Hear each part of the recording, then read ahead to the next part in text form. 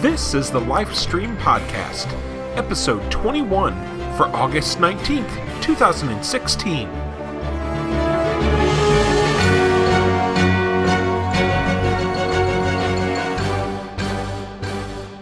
We'd like to welcome everyone to the wonderfulness that is the Lifestream Final Fantasy Podcast. I am Mike Ficklin, also known as Vader SW1 on the forums, and joining me on this mythic quest into all things Final Fantasy are Carlie. Hello. Lithium Katana 17. Greetings. Holy shit, delayed reaction. Everything is delayed. We have a podcast delayed. We have a member with a delayed greeting. We have a game that's delayed. And the game is afoot. Yes. Ryushikaze. No day one patches here, folks. And joining us for the very first time, our new editor extraordinaire, Tennyo. Hello, everyone. She puts up with a lot of shit for us. No Be shit. nice to her. No shit. You guys And now should she bow gets to down contribute to me. to it. Bow down to you, Tenny? Oh, Yeah. I've been doing that since the day you took over the editing. That's He's also that's all been I'm saving his praising. attention. Thanks. You are very welcome, my subject. Well, I will have you on top of me any day. Oh! Yeah. Oh! Wait until Well, someone had to make it Yeah. sexier. My goodness, I'm glad it technically is after dark at the time we're recording here, so... It is. And we have more females, which is a first. So Carlie the is off the chain. TL Cinemax. Anyone that knows me from TLS knows this is my normal behavior. It really Yeah, is. That's true. So yeah, it's been a while, and because of that, I'll explain again what this show is about for those that don't know. Basically, what this This show show is about It us might be being confused horrible right now. perverts Yeah. for about 2 hours. for real. Also, Final Fantasy stuff for occasionally. sure. Yeah, so basically for about an hour or so, and usually it's or so every few weeks, we will discuss all things Final Fantasy and Final Fantasy related. We'll hit upon recent news and notes and delve into a different topic of discussion each episode. If you have a recommendation for something we should discuss, feel free to hit us up at lifestreampod@gmail.com or comment on the episode posts on the forums each week. And yeah, Jesus, it feels like...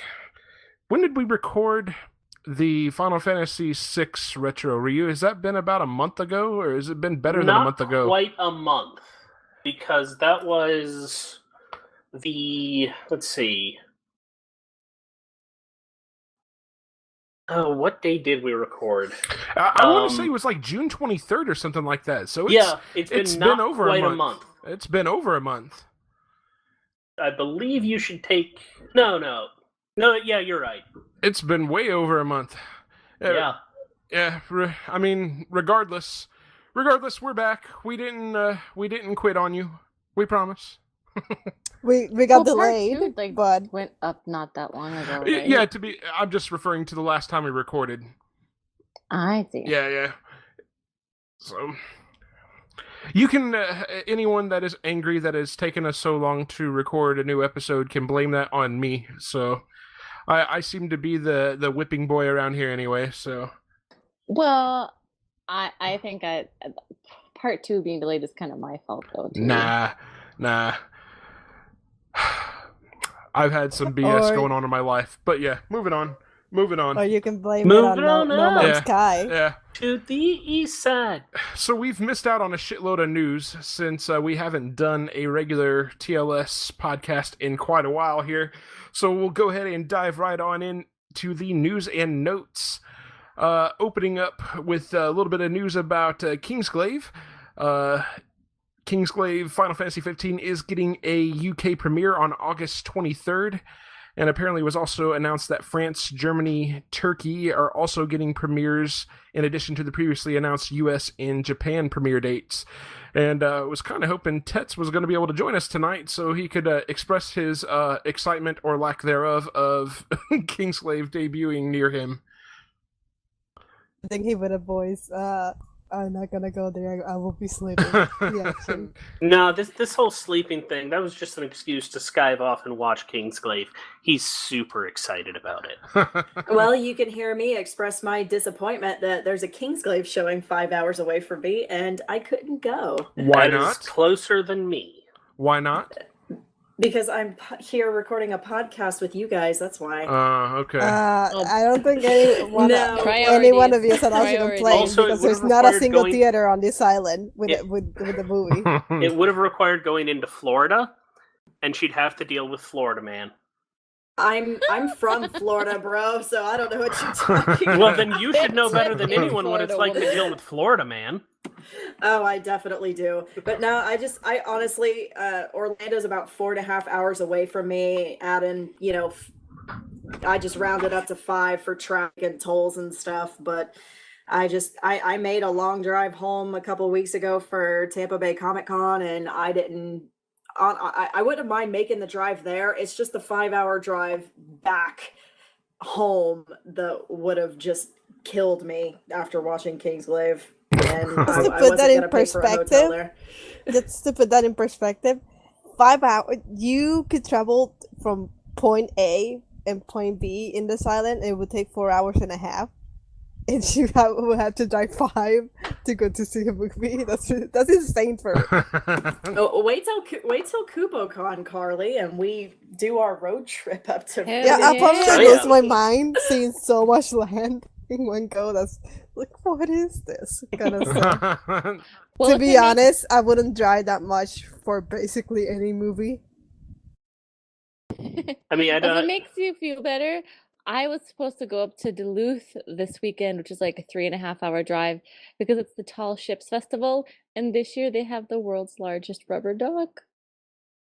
Interesting. Not Final Fantasy related at all. Yeah, I wouldn't drive for that. Sorry. So to really sort of blow Carlie's mind, the longest I've ever driven in a single setting was 13 hours Without a break? without a or- break. What? I don't. Think I'll about, like, stay in my possibilities. island. Thank I you. drove from Iowa to North Carolina Holy shit, man. Yep. Why? because I went to school in Iowa and it let out for the summer. Oh. You went to Iowa. We have lots of jokes about Iowa up here. Don't worry, we had lots of jokes about you. Specifically, I don't know why, they Oh. all knew you. Me specifically, or just Minnesota? You specifically. No, Minnesota. That's because they're jealous. They wish that they had a Twin Cities of their own, but they don't. So Okay. sorry. Nope, that's all right. Since it's been so long, obviously, we didn't get to talk much about some of the stuff that was showed off at San Diego Comic-Con this year. They did show a new trailer for Kingsglaive at San Diego Comic-Con, and some familiar faces from the past ended up appearing in said trailer. We got a glimpse of what appears to be Diamond Weapon from a la Final Fantasy VII, and what also appears to be a giant octopus that doesn't have to be in the water, a la our friend Ultros in Final Fantasy VI. A lot of octopi don't need to be in the water. I'm just going to tell you that. Octopi But not do being they in the fly? water is a common thing octopi love to do. They love getting But out of do their they tanks. fly? No, if they learn how, so help us. Because they will start. Also, I want to just cut in. Another familiar face in the trailer is also Yojimbo. I Oh wanted yeah, to bring good that call. up. I forgot about that too. Yeah. Well, I know Well, some people were saying some that it people didn't say- look like Yojimbo, but I It looks think like one that of the it Knights does. of the Round too, but it looks more like Yojimbo to me than one of the Knights of the Round from the Summons. But yeah, he was in there too. Good call, Liz. Yeah, and I mean, on top of that, Square has also given us the first 12 minutes of Kingsglaive, which I had originally swore off and then decided that it was best for the podcast for me to go ahead and watch. And gotta say, just for the first 12 minutes, not overly impressed. So You're not the only Really? one. I have to admit. Now, this is I have not watched it, just so you know. all right. Well, I won't get too spoilery, but I will say that Kingsglaive, I think, was created with the intended purpose of just filling us in on some additional backstory for Final Fantasy 15. It should have been a very simple story to tell. It feels like they're going to make this way more complicated than it has to be. Well, Kingslaive just tells. I mean, yeah, it's. I watched the 12 minutes and I thought it was really good, but I mean, it starts off with a little bit of backstory explaining, how things are going in the game, and then the rest of the movie just details the invasion of Lucis, the kingdom of Lucis, because the writer said, "Oh, the invasion is such a big part of the game, and we wanted to include it in the game, but it's just too big of a story, so we decided to make it into a movie instead." So I mean, that's pretty much the main story of the movie. I don't think it's. I mean, it's not. Yeah, my train of thought just crashed here. Yeah, I mean, I'm not trying to completely trash it or anything like that, because there are certainly things that I very much enjoyed out of it. But I mean, I can't give a full-on judgment on it until I see the full thing. Just the first 12 minutes kind of left me feeling like it was kind of gonna. It just didn't feel like it was gonna be much better than Advent Children was. So, Well, some people are really passionately still in love with Advent Children, so maybe that's not a bad thing. this is true. Okay. I mean, Advent Children is a spectacle movie. Well, that's what this feels like it's going to be. Pure fan service. That's what this feels like it's going to be too. Pure Yeah, spectacle. Advent Children, serves more as a sequel, whereas Kingsglaive is just more of an accompaniment to a larger story. Oh, this is a hype man. Good call. He's Flava Flav. God. Boy. Yeah, that's the summon. It's not Yojimbo, it's Flava Flav. He's wearing the clock on his head. He totally is. But no, I can definitely see. I've been sort of replaying that section of the trailer with the maybe Yojimbo, and I can definitely see why people think it's Yojimbo, but I can also see why people might think it's not. Because he's so heavily armored, and that's very not all that Yojimbo. What do you think it might be, Ryu? True.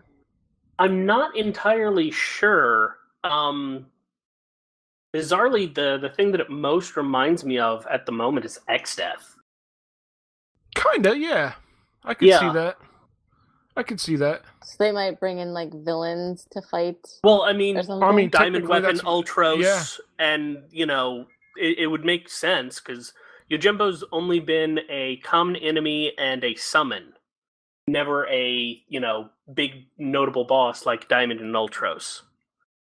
Look at all the knights and the Knights of the Round too. There's one of them. I mean, I like to think it's Yojimbo just because I like Final Fantasy X, but it does look like one of the knights from the Knights of the Round summon too.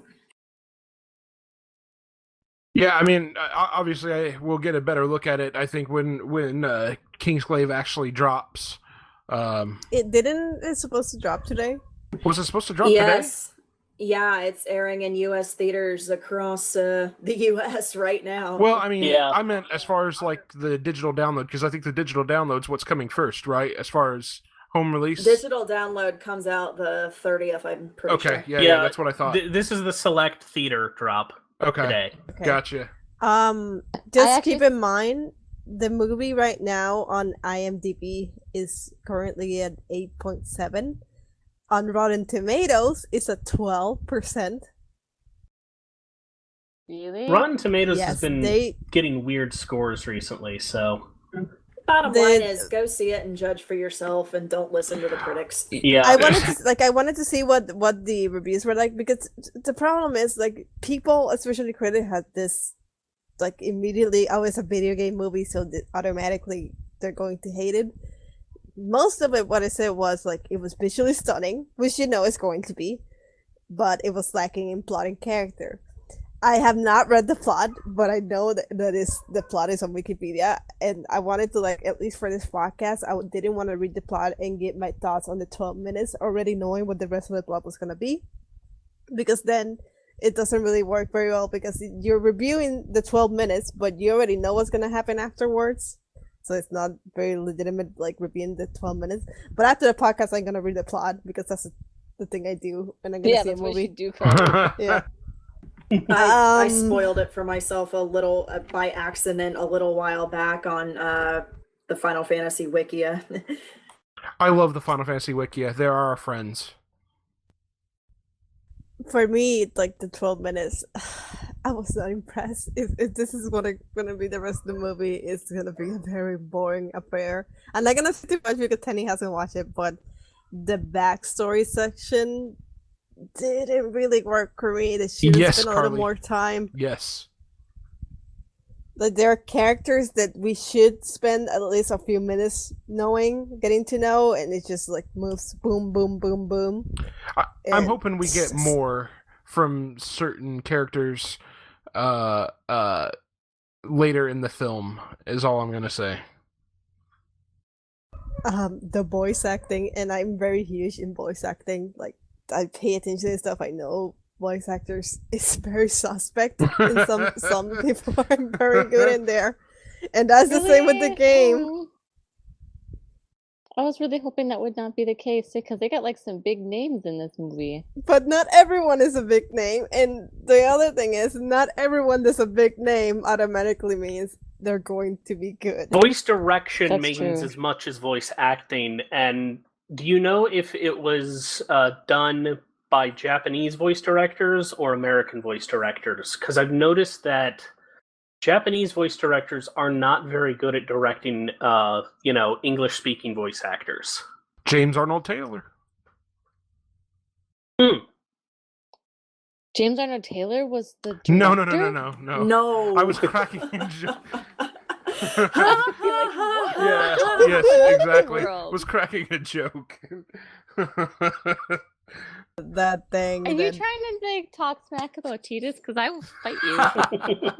Well, I I'll hate just Titus. let you win, Titus, so... Titus. He likes I getting love hit. Titus. Yeah, but the 12 minutes were very good for me. And the problem is, I saw Spirits Wedding in a movie theater. I hated that movie. I saw Ben Children for the first time. I did not understand. Here's the problem with Ben Children. You can't understand Advent Children because you haven't played Final Fantasy VII yet. Yeah. Good call. Advent Why Children do you is a people- blatant hell- sequel. Because hey, I know the plot. I seen playthroughs and I know the plot again. That's not the issue. The issue is they put in this movie, and you kind of had to read at least Case of Tifa to know some of the things that's going on in the movie. And how the hell was I supposed to know that when I was 15 years old and I haven't seen Final Fantasy in years? That is a valid criticism of Advent Children. I do feel like some of like the On the Way to a Smile content should have been somehow made into a movie to add more depth, especially Case of Tifa. Oh, yeah. I do feel like, because that's like the most cloud centric, and you get like a little better sense of what, even though it's from Tifa's perspective, you do see a little bit more of what Cloud is going through before the movie begins, instead of just opening up and he's already ditched out. Well, we do have that wonderful like- audio drama that Pixel has done for TLS, so... And that would have been That great is for me true. when I was 15 and I was watching that movie for the first time and not understanding a fuck of what was going on in it. Yeah, It also doesn't help that Denzel is not a character from the game. He's a character Yeah. that comes in one of the books. So I was like, who the fuck is this kid? all right. I really liked the first 12 minutes. I don't care what y'all say. Ah. I was like, my eyes were nearly shining with tears at one part, and then 5 minutes later, I was laughing my ass off. Would you say that I your guess I- tears were flowing like waterfalls? The tears were not flowing. My eyes were just glistening. Ah. You had The something shoujo in your... manga Yeah. sparkle. Ryu, did you get a chance to watch it? No, well, I did get plenty of chances. I didn't take them. Okay, fair enough. Fair enough. I was trying to hold out, but now you guys are making me want to go see You know, it. like I said, Do it. I was trying to hold out just because I wanted to see the whole movie and experience the whole thing before I made up my mind. But I figured it would probably be best to be able to talk a bit about it on the podcast, so I went ahead and broke down and watched it. So. Yeah, I need to maybe I should do that so I can make a decision whether or not I want to get the Ultimate Edition or keep it. I'm gonna save you the trouble. Those things are never worth the money, Tenny. Don't buy it. Oh, okay. Carlie, you're costing us our chance at partnering with Square here. You're killing me. Yeah, I'm pretty sure that was that It's all- that. can make sure to get Never it really It's all married good. to that. I'm just giving her a hard time. Okay. Also shown at SDCC 2016, we got a new trailer for A King's Tale, which I'm still pissed off about because it's a pre-order bonus for those that ordered through GameStop. Probably wasn't going to play it I anyway. still don't care. It's going to be a DLC in a month. Well, Meh. you are correct, but my irritation is more about pre-order bonuses in general. Oh no, they're stupid. Yeah, it looks awesome, and I want to play it because it's kind of done in that 2D side-scrolling platforming kind of game. So it looks awesome. It totally reminds me of like Teenage Mutant Ninja Turtles 2, the arcade game, That would be sweet. for sure. Oh god, I played those games when I was a kid. I did too. Trust me. Tetsujin also wanted to note to us that in Germany, A King's Tale is a pre-order bonus for Amazon and not GameStop. So, if it had been a pre-order for Amazon in America, I would be getting that, and I wouldn't be so quite bitter about it. So, yeah. You got something against GameStop? I just prefer Amazon. I do against I some see. socks. Nothing in particular against GameStop, but I just prefer Amazon because I'm Like- lazy and I don't want to go to a store. So Well, they rip you off if you want to sell Logical. back their games. You get bought a game and 2 days later you want to sell it back, and you always get 5 credits. That's the thing they always give you, and they're not like 5 credits like they're actually useful for anything. yeah, I mean, Ew. yeah, I mean, I've got a little local shop that I can go sell my games back to and make more money off of than taking them to GameStop. So I don't know. I mean, I guess I don't sell back my games a lot. I don't either. Also, they closed shop here and they took my $5 pre-order for Uncharted 4. Fuck them.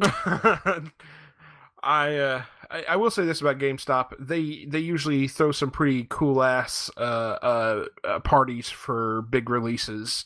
I went to one for Batman Arkham Asylum, and went to several for Madden, and they always had cool giveaways and stuff like that at the local GameStop. So I will give them Nice. their props for that.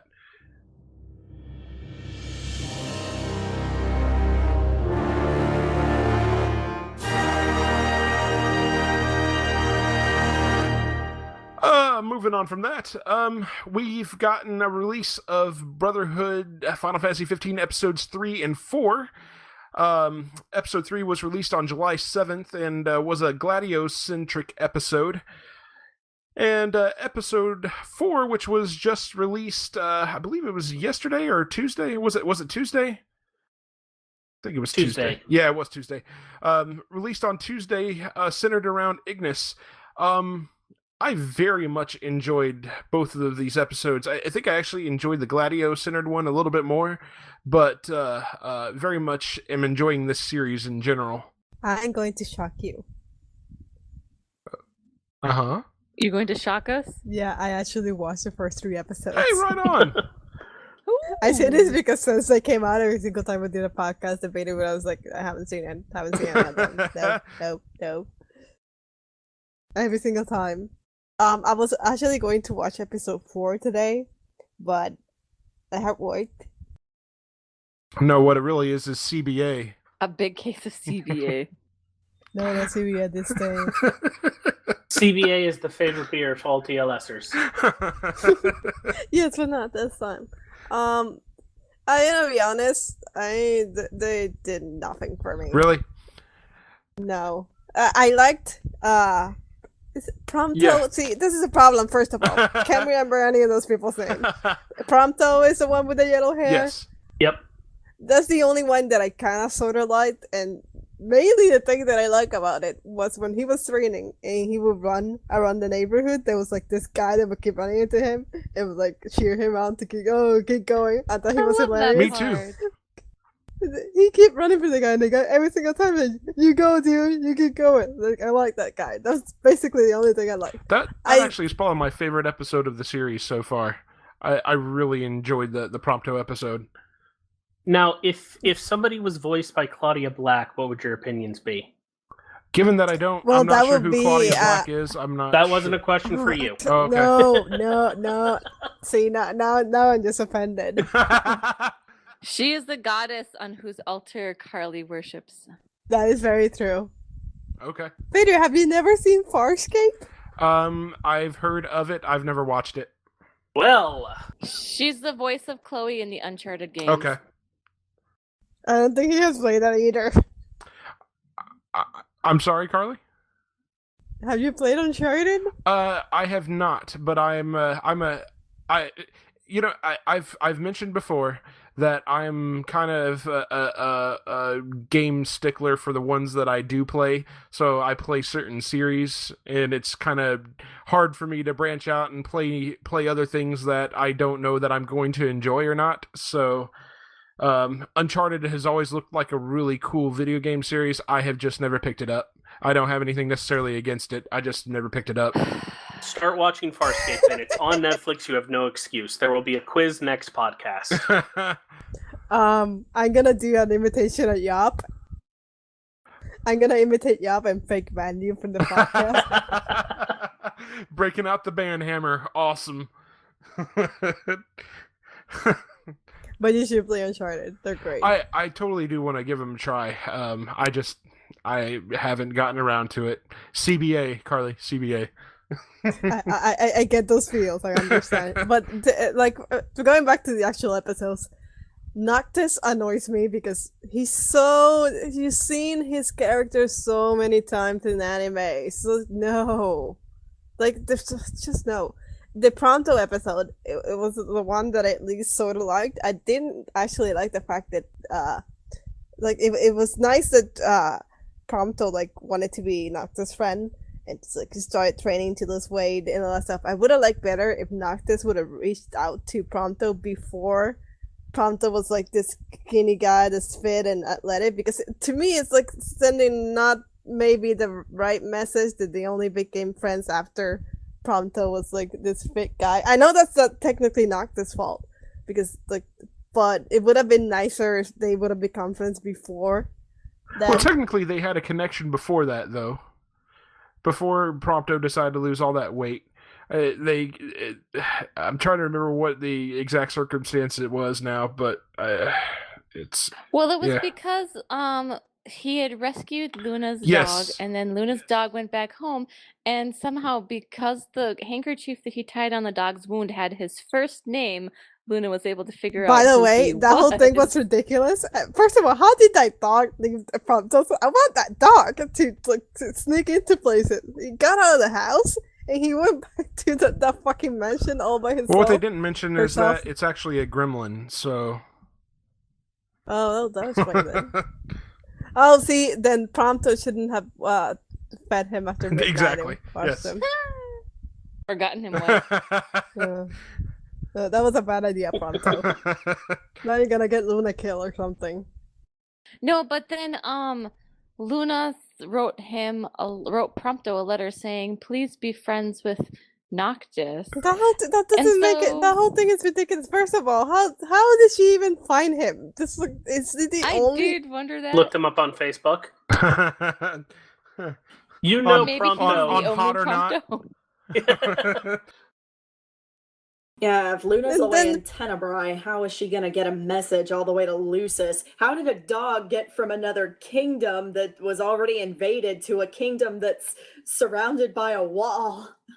That's the true Maybe she that's badass of easy. the game. There is a time. The It's a Final coyote Fantasy tunnels. game, I know. The coyote tunnels. Coyote tunnels? What the hell are those? They're for immigrants to sneak underneath the border. Wow. Yeah, Oh my okay, goodness. No. No, that's- but no. anyways, what I was saying is that yeah, I did kind of like you like it's not. I feel like Noctis. I mean, like offered Prompto his hand, and Prompto was the one who decided that I'm not good enough to be Noctis's friend until I change. So it's not really Noctis's fault that him and Prompto Correct. didn't become friends beforehand. Because I feel like Noctis would have been responsive, but Prompto was the one who was running away. But I do kind of see where you're coming from, Carlie. That's like it is kind of too bad that Prompto didn't have the courage and the confidence to try to be Noctis's friend while he was still the chubby little kid. You know? I think that would have worked. Like I said, that's not Noctis' fault. I think they would have worked better if they would have had Noctis reaching out to Pronto while Pronto was still a chubby kid. I think that would have worked better for the episode. But the whole Luna thing, and who gets a no for someone they don't know and say, "Oh, please be friends with this person." It's like, "Oh yeah, that's something I'm gonna do." Person that I never seen before. Apparently, Cersei Lannister does.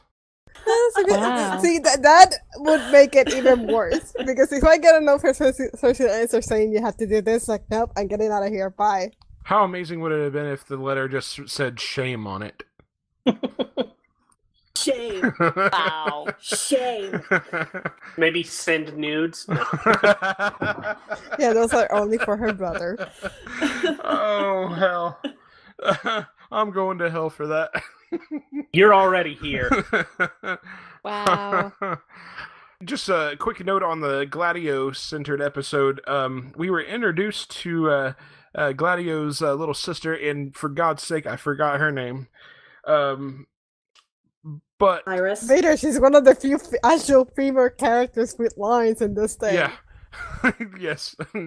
But They say Iris in the Iris, Japanese yes, version, that's correct, but that's right. I just say Iris, Iris yeah. because that's what it sounds like to me. yeah, and that has led to speculation Carlie that says that's who that this. is in one of the game trailers that's sitting in the backseat of the Regalia car. Which has been confirmed. The funny thing is, I'm saying that to Vader, and I had no idea what that girl's name is either. See, I remember like in that trailer, I thought that it was supposed to be like it was like some sort of like a weird flashback, and it was like the like little kid Noctis in the car with them, and it was some weird flashback type thing, and like a transition forward. But I guess it was the sister. I don't know. It was the sister, yeah. Okay. Anyways, I have not watched the Ignis episode. I have not watched that. I am kind of curious about Ignis.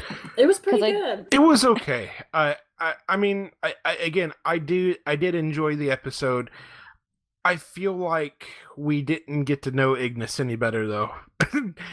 Most of the episode, much to my disappointment, was more focused on Noct, and Ignis was just kind of a side character in his own episode. You know, we got to watch Noctis be a Mm. brat some more. Oh, I saw him on I think it was the first episode that they were eating, and like they had hamburgers. He's like, he moving the vegetables. Like, what are you I fucking actually 5?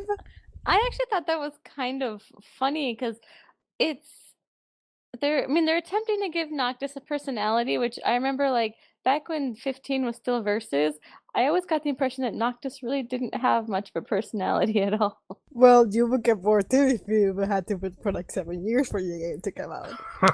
But then I also think they're trying to paint for the fact that he's a prince, he grew up royalty, he's probably had everything done for him his whole life, and probably, never really had a lot of people tell him no because, he's the prince. So it kind of seems natural that he would kind of turn out this way. But now that they're going to go to war, he's going to mature and become See, an I adult. get a different impression because just based on the Brotherhood episodes, it really feels like Gladio and Ignis both have been a positive influence on Noct, from the standpoint of not being like the stuck-up prince. He, to me, Noct comes across as somebody with the weight of the world on his shoulders, and he knows he has the weight of the world on his shoulders. And it genuinely feels like what the story they're trying to tell is that his friends are trying to help with that weight. In Brotherhood or in the Brotherhood, game? and I think it is going to carry over to the game as well.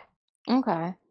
So, like, do you think that Noctis maybe acts this way because it's some sort of defense mechanism? He doesn't, like, he's stressed out about it, so then he acts kind of childish? That is exactly right. And you really get a good look at that in this episode 4.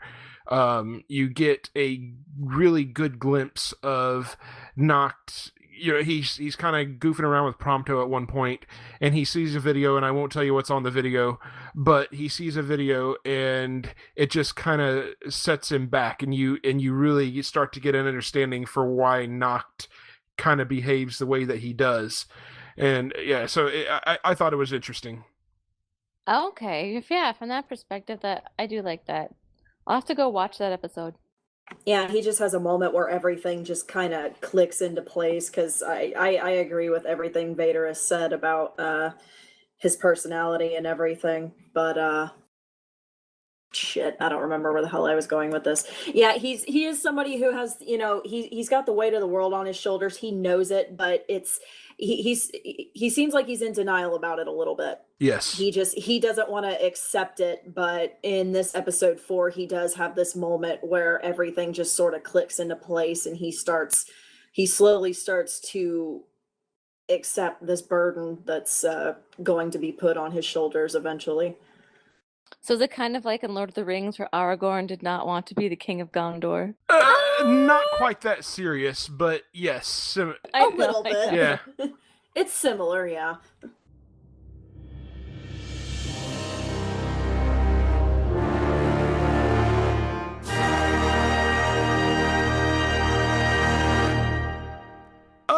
Moving on from Brotherhood here, we did get a 3-song EP from Florence and the Machine titled "Songs from Final Fantasy 15."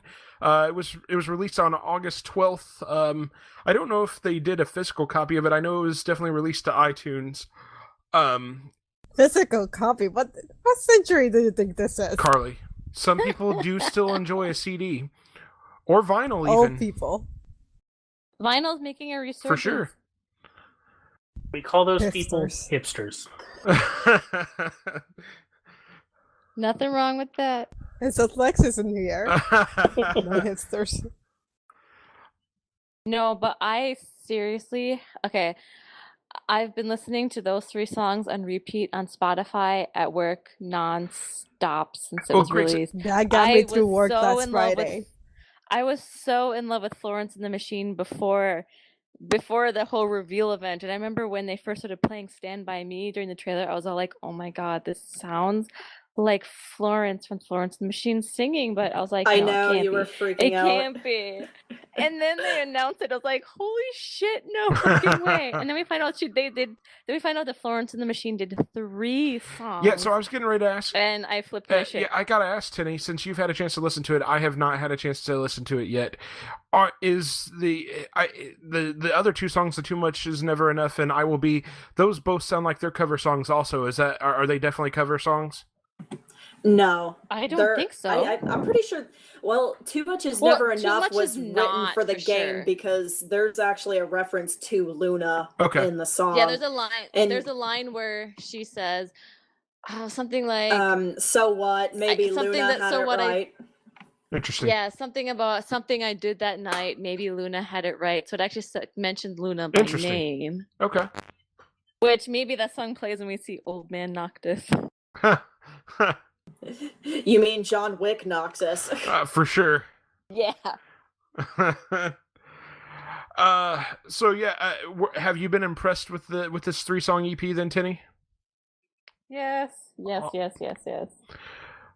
So it's worth the $3.99. Oh yeah, easily best $3.99 I've ever spent. Right on. I haven't even logged on to iTunes to check the price. It's only $3.99. I think so. It might even be cheaper than that. Oh my god. It's either That's $3.99 totally or worth it. $2.99. Yeah. I would be willing to pay more than that for these. Hey! Be careful! Be careful! We don't want that getting back to sorry. Square. You know, all of a sudden they're charging us $650 for the Ultimate Collector's Edition because we said we were willing to pay more. So careful what you wish for there. Yeah, sorry, I won't say anything. But no, for serious, as someone who was a huge Florence and Machine fan already, and then these songs dropped, and it's amazing. That's just what I'm gonna say. And I've been waiting for the full version of Stand By Me to be released ever since the big reveal event. And I'm so glad that I can finally listen to it now. I had never, in 100% honesty, I had never listened to anything from Florence and the Machine before. I had heard of them. I've just never listened to them. Not really. You're killing me. Not really I'm my cup sure of tea. you've heard something. Not from really my them. cup of tea usually. So the when I heard their cover "Stand By Me" on at the reveal event, I was okay with it. I mean, I have to say that I am a really, really big fan of the original, and so for me, anything cover tune, it just isn't gonna live up to that for me. But her version is not bad at all. It's not bad. Oh, it's gorgeous. Oh, you know what I'm thinking? Well, because I'm totally thinking back to the movie Stand By Me, where Totally. it's like boys go on a Totally. trip. Yeah. And that's to, what they're like, trying to find evoke here. themselves or That's what whatever. they're trying to evoke here. In fact, I recall reading something shortly after that was revealed that for the Japanese, there's no attachment to the Benny King original version of that song. The attachment is for that movie, and that is actually one of my favorite movies of all time. That's why Tabata Wow.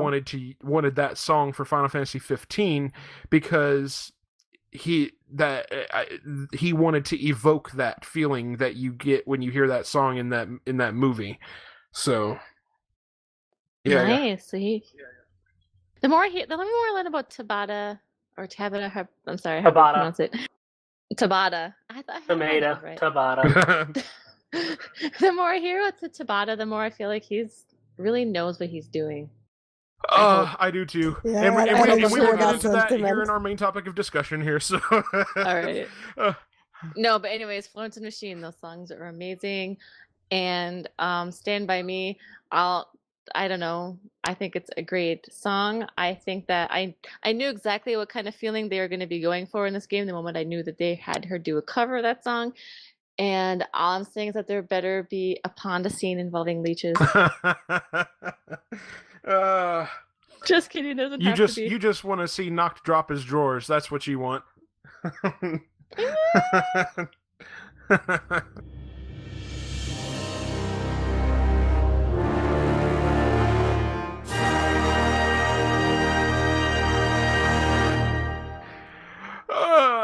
Okay. Moving on from that. There was a very controversial, well, actually, I guess I should say a couple of very controversial announcements. But the first of those controversial announcements was what the original main topic for discussion was going to be for this week until, well, the bigger news dropped. But there was an announcement for a season pass for Final Fantasy 15. It was revealed when the Final Fantasy 15 Digital Premium Edition was made available for pre-order on the PlayStation Store and Xbox Marketplace. Square-Enix has since announced that the Season Pass will not be included in the Ultimate Collector's Edition. I do want to dig into this deeper, and I think I am going to hold off a deeper discussion on this until next episode because I do think it warrants a deeper discussion. I mean, here's the issue that the deeper discussion that would have to be like the video gaming industry. Yes, that's exactly what I was getting at. Because most of the time, they don't. It's not as just specifically same with the delay that we're going to talk about. That's not a Square-Enix specific thing. That happens all the time with video game companies. Yeah, I'm over the whole DLC pay. I've already paid $60, but I'm gonna pay you another $30 for extra content thing. there obviously is a bigger discussion to be had about this. I will put in the show notes the blog post that Square Enix made regarding the season pass and what all is included in the season pass. It's just it's a bad situation, and it's made even worse by the fact that they are not including that in the Ultimate Collector's Edition that folks are already dropping close to $300 for. Yeah, that's what just bugs me. How does something like that work for like an RPG? Like it makes sense for a shooter game like Call of Duty, or like if you're playing online multiplayer for Uncharted, for something like that, for something that's meant to be online, but for or even like if they did something like that for Final Fantasy 14, since it's an MMORPG, but 15 is not that. It's like a single player game. What is the point of like a season pass? It's story DLC. Say as a BioWare player, when they do it good, they usually sometimes it's storyline that takes place after the events of the game, which they've done on occasion.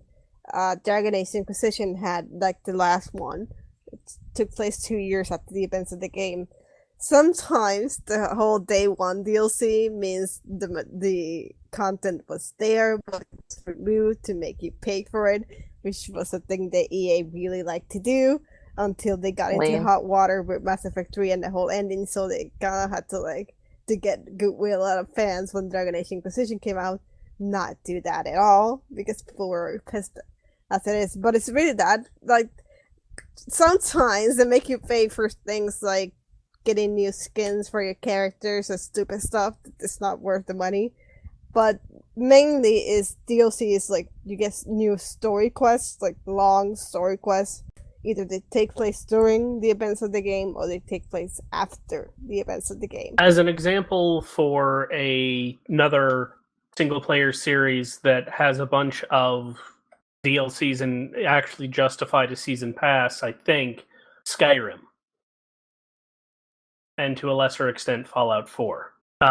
They had a bunch of new content mods that were their DLC. Like new campaign, new area, new story. Yeah, and I mean, when a season pass is done right, I think it's usually the best cases I've seen DLC done right with are like with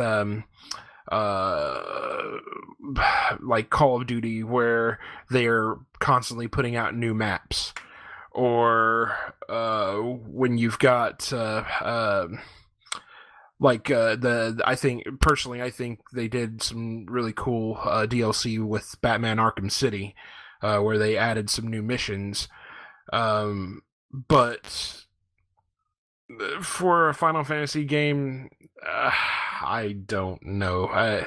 The DLC crap that they put out for 13.2 was just fucking stupid. So yeah, but it's 13, so considering that all of that was stupid, so DLC was stupid too. I mean, that was in the height of the era of stupid DLC. The only good DLC for 13.2 was the Lightning DLC.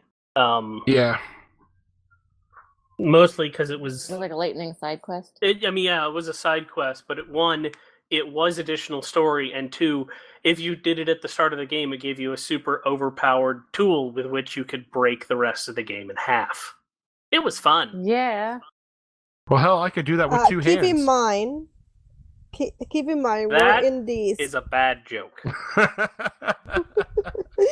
We're in the Square Enix is trying to do things differently to get goodwill out of people because they pissed them off. It's the same thing that happened with BioWare post Mass Effect 3. So they're very unlikely to give you crappy DLC because people are already pissed off enough.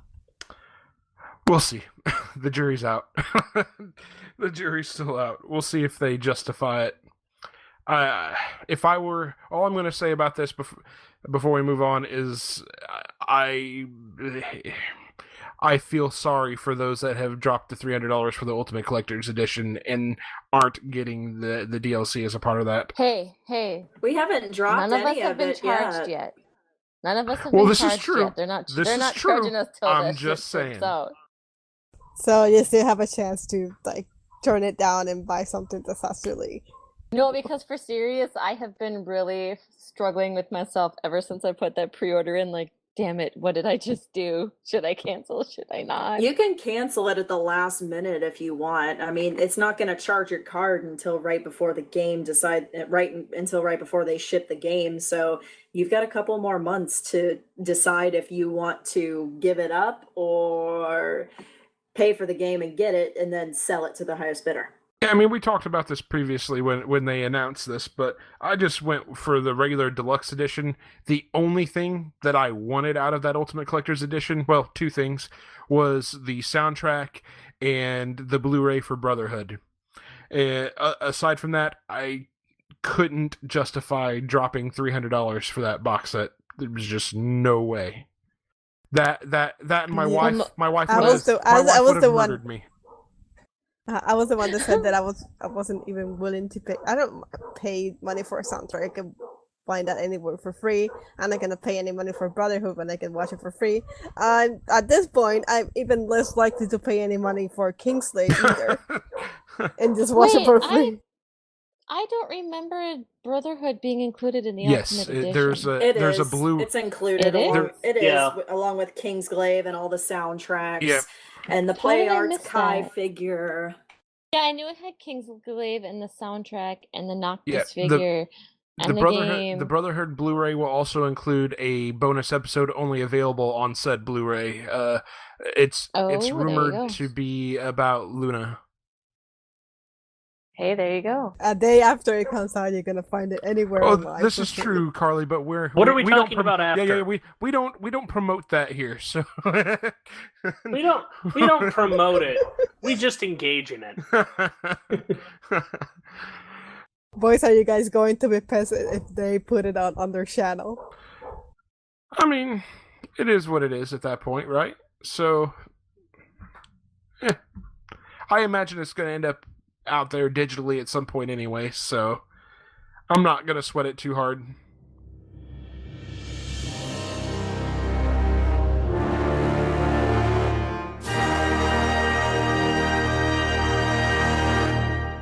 Square-Enix released a YouTube video on the 16th of August revealing the first 60 minutes of Final Fantasy 15.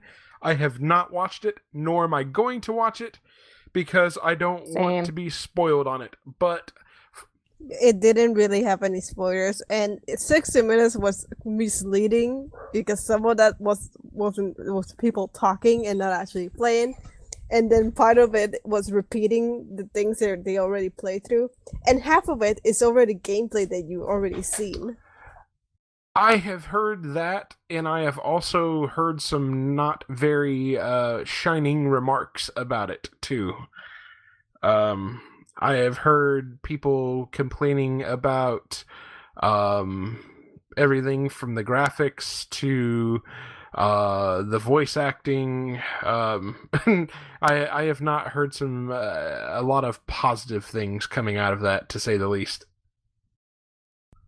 To be fair, we already knew the voice acting was not very good a long time before that for sure. gameplay video For came sure. out.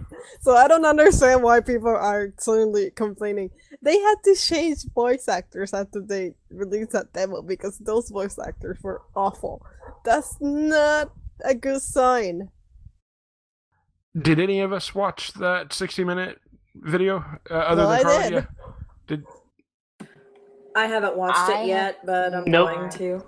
What is happening? I'm the person that actually watched something here. Well, Hey, Well, because you're the Hey. one who likes spoilers. yes, exactly. Carlie. And to be fair, I had announced several episodes ago that I was trying to go spoiler-free on Final Fantasy 15 from Uncovered forward.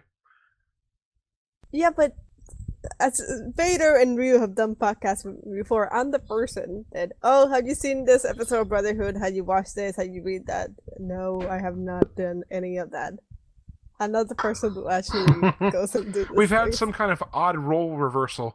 It's kind of like Fight Club, isn't it? What's the first rule about Fight Club? You don't talk about it. No, it's actually It's actually bring snacks. It's rule 0. True. Oh. And the bake sale. But yeah, it is really next week. it's. Yeah, it doesn't. If you're worried about spoilers, most of it is just Noctis and the group just showing you the scenery. Oh, they It's saw just all this. They saw this. Noctis's bachelor party. Yeah, they saw this mountain. Oh, there's this lighthouse. Oh, the ocean. Oh, look, they're camping and eating. That's mostly. Oh, that really, admittedly, very pretty city. Look, it's so pretty. That's most of what the 60 minutes Okay, is. well, I might check it out then if it's not too spoilerific. So, I might check it out then. I might be tempted to do so. I will be posting a link to that video in the show notes, by the way. So, for those that do want to check it out, you certainly can if you haven't already. Kefka and Kain Highwind were introduced as the next characters appearing in the Dissidia Final Fantasy arcade game. And the reason why I went ahead and threw this in here, even though I didn't think it was that big of news, was because of the reaction from people about when Kain was introduced. Kefka was introduced first, and then Square was hyping up who the next character was going to be revealed, and it was revealed to be Kain, and people just shit all over it. Just shit all over it. I thought Kain was popular. I did too. I was so surprised by the negative reaction to that. Must be Final Fantasy fans from Final Fantasy VII onwards, not the old Final Fantasy. I disagree. I respectfully disagree. No, I mean the people. I mean the people complaining must be people that The that people never complaining played. are the people who who don't want things before Final Fantasy Yeah, VII. that started playing Final Fantasy after Final Fantasy VII or whatever, and never really bothered with the old games. At least learning a little bit about. So they see Kain, it's like, oh, who the fuck is that? That's not what I want. Yeah, there are times when I look at the internet video game community and just go, seriously, what the fuck? The very first Final Fantasy game that I played beginning to end was 10, not counting when I would play the 8 demo at my friend's house in 9th grade. But I love when they throw in like the old school characters, because then I can know more about them. Because sometimes I do feel like, especially the Final Fantasy VII characters, do get a little overexposure, and I don't want to get sick of them. So I like it when they throw in others. I agree totally. And from all the trailers and stuff that I've watched for this new Dissidia game, it looks amazing. I kind of wish that it was coming here to the U.S. Like, are there any plans to Not do so that, far. or is it just like in arcades in you got Japan it. only? That's what it is right now. Like, would they ever consider localizing it for like Dave and Buster's or something? It would be amazing. That's what I'm hoping for, but they haven't said anything about releasing it anywhere other than Japan at this point. Lame. I know. I'd even accept a PS4 port of it. See, that would be awesome, because I played the first Dissidia game, and I didn't even get the duodecim, because I don't know, I didn't really like playing it on the PSP, but with those graphics in the PS4, I would play it. Totally. I am totally with you. Yeah, no, I'd love to see a console port of it, because it actually looks really good, and I'm actually pretty amped to see Kain and Kefka. I mean, I'm stoked that they announced Kefka for sure, but the Kain thing was a really big deal too, and I just don't understand the internet community, the internet gaming community sometimes. It just baffles me. It's the internet. Yeah, I know. Well, you also have to remember, it's probably not everyone. It's just the people who are upset are always going to be the loudest. You're right. They could very much be the minority, and everybody else is like, Kain, that's awesome. But then the people that we see, because they're the loudest, are the weirdo haters. You're right. You're totally right. So, I don't know, I try to be positive. Now, speaking of hating, the Square did release 2 new Final Fantasy mobile games. We got Final Fantasy Brave Exvius on June the 29th, and then we got Mobius Final Fantasy on August the 3rd. Have any of us on this podcast played any of those games since they've been released? I watched the intro for Brave Exvius, but at the time when I was watching it, something came up and I had to like close the app, and I really haven't had a chance to look at it since. They're really running out of things to end with BS. Yeah. Oh wow. I just started playing Exvius a few days ago, actually. I downloaded it the day it came out and just kind of forgot about it for a little while, but I just started playing it, and it's good for a mobile game. I'll give it that. It's got awesome music. The graphics are pretty good for, for a mobile game. It reminds me of the old school Final Fantasies a lot. But it's cute. It's easy to play. I like it so far. The screenshots that I've seen, the sprites look really amazing. And I've heard that it's a lot more fun than Record Keeper. So I'm gonna have to give it a try. I've heard that too, but I've heard that it still relies on in-app purchases and shit like Record Keeper, and that's what's keeping me from it at this point. So. See, I'll give it a try, but the moment I haven't- have to spend money to move on, then that's when I might stop. But I actually, so far, have not had to spend any money in Record Keeper, but then I guess I don't play Record Keeper that often, so maybe that's why. You are not the white whale. Sorry. I haven't spent any money in Exvius so far, and like Tenny said, if it gets to a point where I have to spend money, that's probably where I'll just set it down for a little Well, while. the problem is that they sucker you in by making it easy on you in the early going and stuff, and then starts getting more difficult, and then you find yourself spending whatever free currency they give you, and then all of a sudden there's no way you can proceed without spending your own money to try to get some of the better weapons and armor and shit. And yeah, that's what ended up pissing me off about Record Keeper, and that's why I left. So. See, I kind of feel like, I mean, I understand why they have to do that because they have to make money somehow, but I wish that it could be, it's just so damned expensive sometimes. Like, Yeah. if there's like a one-time fee up front, or if there was a lower cost monthly subscription, maybe I'd be down for it. But then they want you to play, and then suddenly you have to drop like $50 to keep going, and you'll have to drop $50 like every other week until you've like spent like the equivalent of buying like a PS4 or a high-end gaming PC on a little mobile game, and it's like, no. Yep. I would say the other problem is if people are playing a mobile game right now, it's gonna be Pokemon Go. Yeah, I guess. I actually haven't really been playing that lately because I've been so busy. I don't have time to go walking anymore. CBA, Tinny. At least CBA. At least not right now. Yeah, I play. In my I case, played it's it. been just too hot. I played it. I played it about 5 times and haven't touched it again. I do not understand what the fucking big deal is supposed to be about that. You know, I know we're sidetracking here, but I started to play it when it first came out, and I got bored with it really fast. Specifically because there was no real battle going on. I mean, I know you can battle in gyms and shit, but fuck off. You want the head v head? Yes.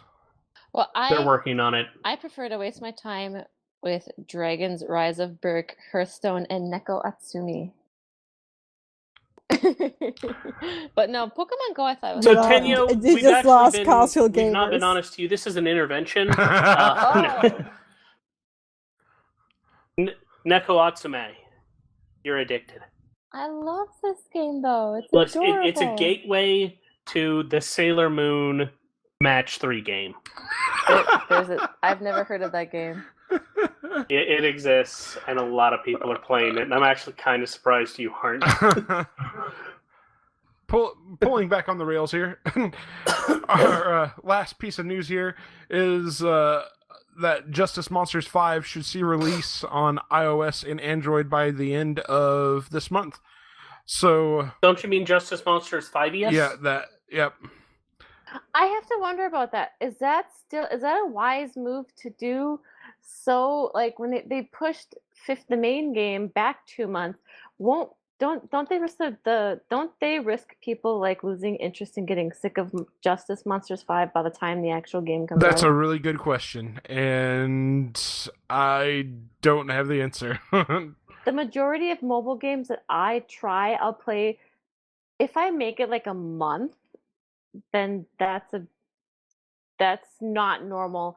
It's very rare that I will like stick with the game very long. There's like maybe 2 games that I've been playing, like Neko Atsumi and the Dragon game are the only ones I've been playing long term. Otherwise, all other games I'll play for like a month tops and then I'll stop. And like Hearthstone, I just downloaded like a week ago. Who knows how long I'll play that? I think the way they could keep people interested is if the mobile version of the game has some sort of effect on the Final Fantasy 15 when it finally comes out. Well, I remember them mentioning that it would, but I don't know how it's gonna work. I don't mean just in the way of like leaderboards and stuff like that. I'm talking like if it reaps like real game rewards, like weapons or gil or something like that. You know what I mean? I don't. Okay, that would actually be really cool. Yeah, I think so too, and it would be a good way of keeping people invested.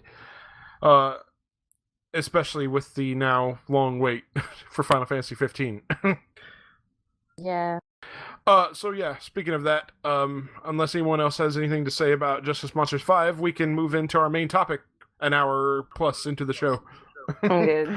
Which is expected, yes.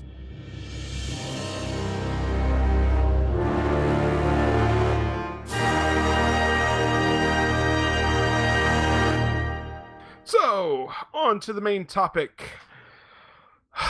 Yes, ladies and gentlemen, Final Fantasy 15 has been delayed. And everyone had a normal and calm reaction. Nobody had a freak out that was completely unwarranted and just served to embarrass them. Nobody at all. Not at all. Nobody got caught up in first world problems. An absolute nobody. I mean, sorry, absolutely nobody. Dude, I honestly felt embarrassed for the Final Fantasy fandom. Before the delay was even confirmed, people were losing their effing minds and sending people, just saying like the nastiest crap over the internet. I felt so embarrassed for the Final Fantasy fandom. I know, stuff like that makes me want to just hide away and pretend that I don't even play video games at all. Yes. So yeah, Final Fantasy 15 has been officially delayed. The new release date, oddly enough, is the date pretty close to the date they trolled us with at Uncovered. If you recall correctly, they rolled out November 30th, 2016, and then they rolled it back to November 29th, September 30th, and now the new release date is November the 29th. They never That's what you should call have. tempting fate. See, I was sitting there like the entire time, like it's gonna be November 30th, end of November, and then the clock went to like November 30th, and I was like, "See, everybody, I was right." And then it like suddenly switched to September, and I was like, "Oh, okay, I guess I was wrong. No, I guess I was right the whole time. Maybe I'm psychic." I basically figured that the earlier release date was if we can get all of our ducks in a row sort of thing. No, it was but optimistic. That's a train wreck from a marketing standpoint. For sure. They should have gone with the end of November from the get-go. Oh, no, absolutely. They should have gone with November and then did well, guess what? We're moving the release date up. If they could have. Yeah. I agree. Always better to do Agreed. it that way. Always better to play safe than sorry, and unfortunately, it's been bad PR for them over this. So yeah. Add into the already 10 years of bad fair. PR. That's fair. But I mean, I'm like, situation. they've been going on with this whole thing with Noctis for like, regardless of what it was called, for like 10 years now. So it's 2 more months. Look, I'm just here. I'm actually kind of glad. I'm just here to play as Noctis and kick some ass, and I just don't have any game in which I can play as Noctis. I do have to admit, from a financial standpoint, I do think that I'll probably have more money available to me at the end of November than I would at the end of September, which I know that's not true for everyone. I was gonna say, I mean, that's holiday shopping time, man. And that's I've got a 4-year-old that I have to buy Christmas for, family I have to buy Christmas for. That's a really bad time. So, well, you can be a bad parent and buy him a present that's really gonna be for you. You can buy Final Fantasy 14 for your 6th. Well, no. Take the money that you're going to be spending on the game, put it aside, and don't use it on anything. You're right. Kind of like how you're going to use it at the end of September, but then just save it until the end of November. You're right, Tenny. I'm just cracking a joke about it, so you're right. Rumors started circulating the internet over last weekend. Gaming website Gamenesia reported on August the 12th that GameStop had started to receive documentation from Square-Enix showing the new release date, but were not to provide that information until a formal announcement was made from Square.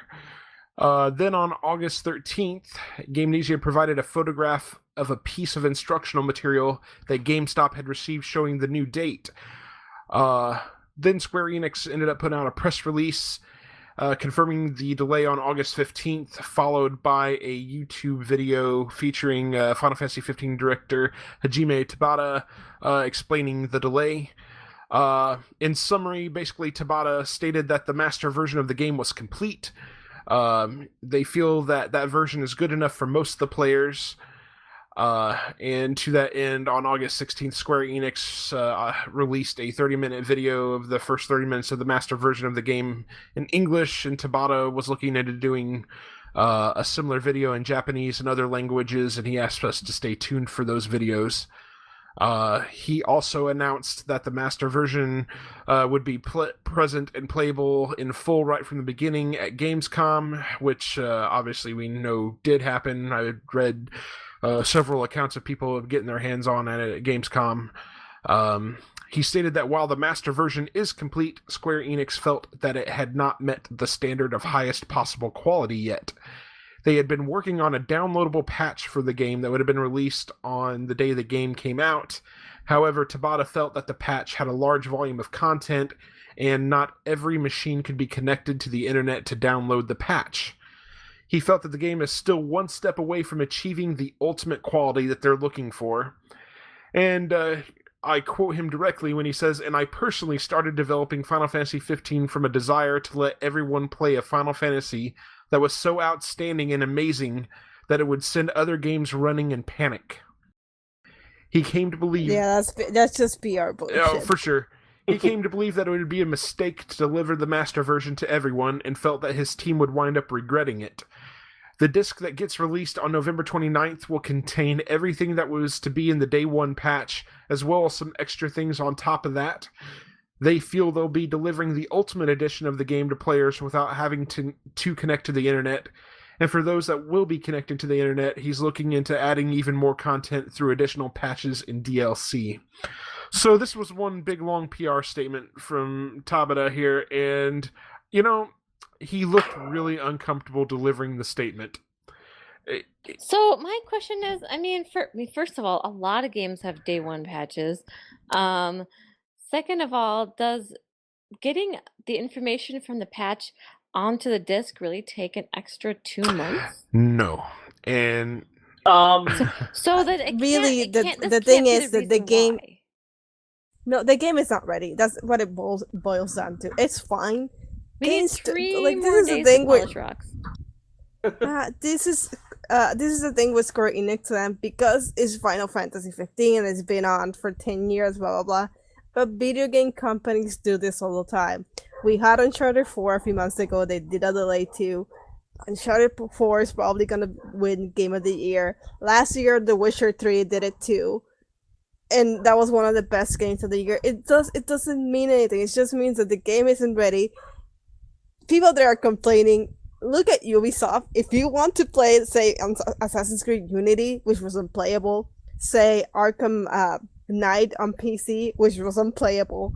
That's what it really boils down to. Do you want a glitchy, buggy thing that you can't actually play, or do you actually want a playable game?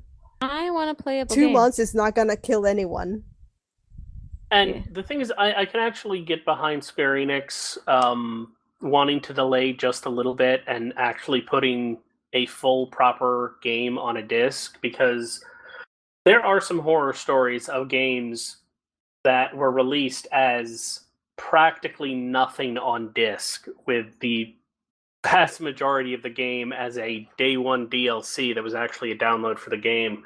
Most notoriously, the recent and probably last Tony Hawk Pro Skater game, which had less content than the demo on disc. Holy shit! That I didn't even realize they were still making that franchise. Literally, the I don't think after that one, I don't think there's the going to thing be is, any more Tony this was Hawk the games. last year that they had the license. It ran out. Yeah,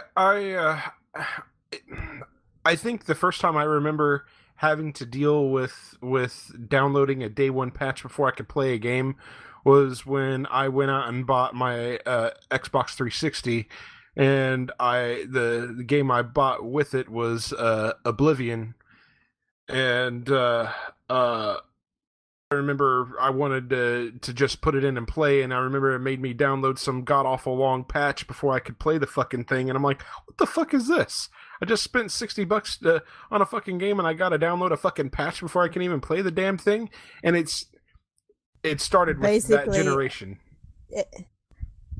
Basically, Yeah, all exactly. games now have day one patch. Fucking every time I bring home a new Madden, I want to fucking just sit down and play a game of football, but I gotta wait 3 hours for a fucking patch to download and install first. It's like, god damn. Well, to be fair, in their case, it would probably help if they wouldn't rush a game every single year, wouldn't make it 10 months, or trying to make a video game to be played in 3 different generations of console. Try playing World of Warcraft, and you wanted to just hop on and do some like quests with your guild, and suddenly you had to wait like 5 hours for a new patch. Oh yeah, I remember going through. I mean, I didn't play it a lot, but I remember trying to play Final Fantasy 11, and that fucking thing took. I want to say it was like 12, 13 hours to download all the fucking content just to be able to fucking play. And I'm like, what in the serious fuck? Oh, and this wasn't like when I first started playing the game. It's like periodically, oh, here's a new patch. Oh, it's gonna take you like the rest of your night to download. So all that questing time and running instances with your guild you guys had planned, nope, you're not joining them. They're just gonna go without you and run a 25-man raid without you, and you're SOL. Yeah, I mean, I honestly think that the uncovered announced date for September 30th was more of a PR move, trying to garner additional interest in the game, that it was going to be coming sooner than most everyone thought. And it turned out to be an unrealistic expectation, and I honestly think the game's just not ready. It's just not ready. Is it that, or who was it on the forum had mentioned that maybe it's being delayed because of the Neo? That's also most likely part of it. It's not the whole reason, but obviously that's part of it. Well, isn't the PlayStation VR supposed to come out around that point too? Yes. It is supposed to officially drop, I think late October? Yeah, that's what I thought. So, I mean, it could be that, and if it is, that's just fucking stupid. It really fucking is. Yeah, but the thing is, VR is not heavily in Final Fantasy 15. I imagine it's part of the reason, but it's not the main reason for it. Unless, are they under pressure from Sony, maybe? Maybe to have a big launch title for the Neo. Is that what you mean? Yeah, like I just because especially because I really didn't watch Tabata's whole thing. I was like, whatever, okay, it's delayed. I'm not gonna cry about it, but it just makes me wonder. Like, you do kind of wonder what kind of behind the scenes things happened to cause this, and especially if you guys said that Tabata was uncomfortable. maybe he was uncomfortable because maybe everything he said was not true, but it had to be more than just a simple the game's not ready. Maybe the game is more ready than what we're currently thinking, and there's pressure from elsewhere to delay it. Yeah, but remember, Final Fantasy is no longer a PS exclusive, so it wouldn't make any sense if it was Sony trying to get the release. Because they're a third party now, and it's gonna release on the Xbox, so that wouldn't make any sense. So Sony doesn't have the power over Square-Enix like it used to do when it was like an exclusive. what might be the case is that rather than it not being complete, that there is a problem, like a significant glitch that they're having to deal with. I've actually heard that there are severe performance issues as far as like graphical lag and shit. So, and if that is the case, that's a more deep-rooted problem than 2 months is going to solve. Yeah, that would make sense if that was the issue. I mean, if that being the case, that's scary, and I'm sure if that is the case, Tabata's really feeling the pressure here because Square has hinged basically the entire future of the IP on this. So, well, I think they could probably still dig themselves out with the remake, maybe. Yeah, to be honest, it's like Tabata was looking comfortable. I never see him on an interview or anything like that where he looked comfortable. So I don't understand. He always looks uncomfortable to me. I guess that's fair, but I felt it seemed like he was uncomfortable with just the statement overall that he was making. Like, it almost seemed like he was truly apologetic and not just doing that from a PR standpoint. Well, that is kind of like part of the Japanese thing that they're really apologetic about the thing. Maybe he didn't want to do it. Maybe she just wanted to like the official site to release a press release about the thing, and him not actually having to sit in front of a camera and having to explain the whole situation. Yeah, I mean, I don't know much about game programming, but if there are frame rate issues, I assume that's not something that's going to get solved in 2 months' time, unless they drop the frame rate. There's the thing, because and people who keep freaking out over it, even though it keeps happening. When a video game is getting close to release, is always gonna downgrade. Like, hardly ever the graphics that you see in the trailers are the graphics that you're going to see in the actual game. Sometimes it's really bad. Again, Ubisoft. But yeah, that's how you know that game is about to come out, when suddenly you get a new trailer and the graphics are downgraded from the graphics that you used to see. Yeah, I mean, I guess it stands to reason from that standpoint, because I imagine they're probably developing these on computers and then, programming them specifically for whatever home console that they're going to from there. So, yeah, I gotta imagine most of the computers they're working on are a hell of a lot more high-powered than the consoles that they're developing for. It's just a marketing thing to get you interested in the game. It's stupid, and people know they're doing it, but they keep doing it for some fucking reason. There are very few games that actually keep the graphics that they show you in the first trailers in the actual video game. Most of them do not. And for some reason, companies still think they can get away with it, and people won't notice, even though everyone knows what they're doing. See also Watchdog with the E3 settings.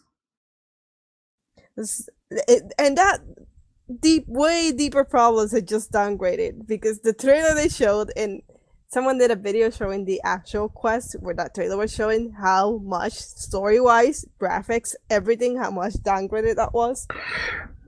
Have any of you guys gotten a chance to read Flintlock's article that he wrote up comparing the delay of Final Fantasy 15 to No Man's Sky? No, not yet. It's a really well written article, and it's very interesting, the comparisons that he draws to the two. I have been meaning to read it, but I haven't had a chance to, because he just put it up like yesterday. Yeah, it's well worth the read. I will link to it on the show notes. It's well worth the read. Will be worth something to discuss in the next podcast. Absolutely. Maybe Flint could be on the next podcast and elaborate. Yeah, I'll pass an invitation to him. Sounds good. Yeah, but back to the delay on Final Fantasy 15. I think aside from the fact that the news of the game being delayed came out, probably the even bigger story was just the harsh overreactions from the community over the delay of the game. I mean, I'm not too overly fussed. I'm disappointed for sure, because I was really hoping to be able to put off the retrospective for fucking Final Fantasy VIII until after I play through Final Fantasy 15, but now it sounds like I'm going to have to go ahead and play fucking Final Fantasy VIII for the retrospective. I don't blame you not wanting to play 8. Listen, I'm going to give you a lot of tips to minimize the pain. Well, you could invite Trace to be on the retrospective, because he's like one of the very few people that actually likes 8. Oh, JT loves Trace. Look, Trace is replaying 8 as we speak. I say that only knowing Trace. I have no idea if he's actually... I just have this feeling that as we speak, he's thinking about a playthrough at the very least. Actually, according to my PS4, he's currently watching Hulu. But on his PS1, he's playing Final Fantasy VIII at the same time. Oh, there you go. And I can guarantee you that on Hulu he's watching something about anime. Probably. Yes, he is. I just don't understand people's overreaction to the game being delayed.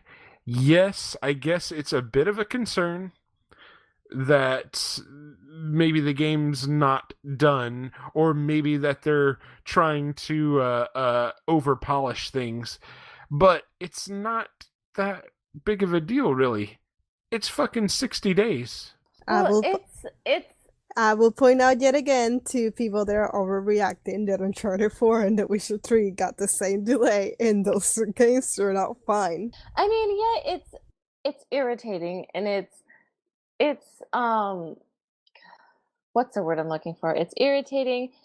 And disappointing. It's entitlement. It's entitlement syndrome. It definitely is. It's entitlement syndrome. First world problems. You have Yeah, and I made a mention of it on the forums, but I mean, they're used to a game a year, and with other video companies, I want to say like Ubisoft, they're used to having a game a year, and they don't understand why it's such a problem to release, a mainstream game every year.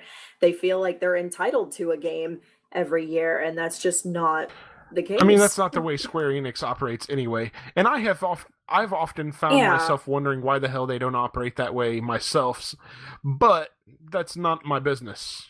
I don't work for the company. I don't run the company. They do what they want to do. That's their right. It's their IP. So it's just really, I don't know. I mean, like, we're all fans. We're all a little disappointed, but life moves on, because eventually Final Fantasy 15 is going to come out. We're all going to play it, and then it's going to be done. And then what was all the anger for? Nothing. Go ahead. I'm sorry, Liz. No, I was going to say I am disappointed, obviously, that the game's not coming out like the rest of the population, but I'm actually kind of glad, because I just started a new semester this week, and with Final Fantasy 15 coming out, less than halfway through a new semester, I'm really grateful not to have to have that distraction right there in front of me, because this is basically my last full semester before I graduate. So I'm actually really happy that it comes out, like the week pretty much like right before I take my final exams, so I can just get it done with and then just play the game completely. Yeah, you can have it basically be a post-exam victory It's a lap. celebration. It will be a celebration. I can't wait. Play Final Fantasy 15 for a month, and then KupoCon in January. Hell yeah. Yeah. Yeah, I mean, you actually aren't the first person that I've heard mention that with the there is another Final Fantasy podcast that I listened to where one of the hosts was highly disappointed with the fact that the game was coming out in September because of him going to college as well. And and he was super excited when they initially rolled that November 30th date out there, and then when they fucking rolled it back to September, he's like, "Ah, fuck me." I mean, and I do. It was kind of funny. Yeah, and I mean, I still, empathize with the rest of the fans with their disappointment and everything. Like I said, I'm disappointed too, but I mean, we've been waiting 10 years. We can wait a few more months. It's honestly no big deal. I mean, and some people are saying, it's not the at all. people who are saying that, they were going to take a few weeks off work to play the game. Well, you have more than a month in advance to change your vacation. So hell yes. Yeah, just get over it. Well, okay, not that I want to be like that person, but I don't think I would ever use my PTO to play a game. I totally I'm in would. the same boat. Like, I mean, I guess it has to be something really, really special. Like, maybe I will for like when the remake is released. But I'm just like, I can play that on my weekends. Because I don't know. I'm just like, it just seems like, okay, cancel your PTO. It's not, I don't know. I don't have a problem being able to cancel my PTO if I need to at my work. So I don't know. Maybe it's hard for them. Maybe I'm being judgmental and I should try to be more empathetic. I don't know. I will be judgmental for you. I mean, they announced the delay more than a month in advance. So, I mean, realistically, you should be able to cancel your PTO and be able to set it for another time. True. Totally agreed. True. Besides, they should just learn how to work on no sleep, play it during the night like a crazy person, and go into work the next morning. Hey, I've done that with Madden you were several meant to do. times. Well, you're just insane. Yeah, I've done that with Madden several times. Midnight release at GameStop, grab my game, come home, play until the wee hours of the morning, catch about an hour of sleep, and go to work. Yep, I've done it. Well, just make sure that your receiver can actually catch the sleep. Any other comments about the delay on Final Fantasy 15 here? Calm down, everybody. Calm down. The game is still coming. Calm down. Yeah. Get over it. Calm your tits. De-stress your breasts. Massage your memories. Watch Kingsglaive and Brotherhood a million times before the game comes out. There you go. Brotherhood, I will wholeheartedly promote. I will wait to promote Kingsglaive till I see the whole thing. Oh, boo. That's the only thing. The one thing that I'm most worried about the delay is like, okay, I'm getting Kingsglaive with my game. How do I watch it? Because I don't want to buy it twice. Well, I could tell you, but I could tell you a way you could watch it, but we don't talk about or promote that kind of stuff here. We just engage in it, right? This is a. We do not a classy totally play, approve. a classy podcast. Yeah. We do not approve the totally cool act of blank. One last piece of Okay. one last thing I'd like to get to here before we do a little bit of listener feedback. I wanted to give Carlie a chance to be our resident expert on Final Fantasy 14 here this evening and give us an update on the goings on in Final Fantasy 14. The one? That has been our official update on the goings on in Final Fantasy 14. No, I couldn't hear. I couldn't hear you. He wanted to know if you had any updates for us on FF14. JT mentioned seasonal event that was going on. They wanted to talk about it because they helped me out saying what the name is.